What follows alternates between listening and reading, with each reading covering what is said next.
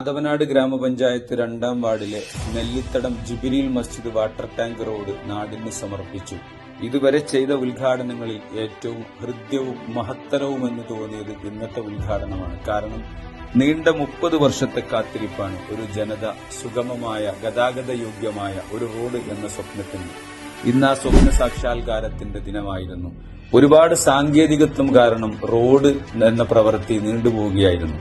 ഏതായാലും സുമനസ്കരുടെ സഹായം കൊണ്ട്, നാട്ടുകാരുടെ പൂർണ്ണ പിന്തുണ കൊണ്ട് ഇന്നത് 200 മീറ്റർ കോൺക്രീറ്റ് ചെയ്ത് നാടിന് സമർപ്പിക്കാൻ കഴിഞ്ഞത് രാഷ്ട്രീയ പൊതുപ്രവർത്തന ജീവിതത്തിലെ ഒരു അപൂർവ നിമിഷമായി കരുതുകയാണ്.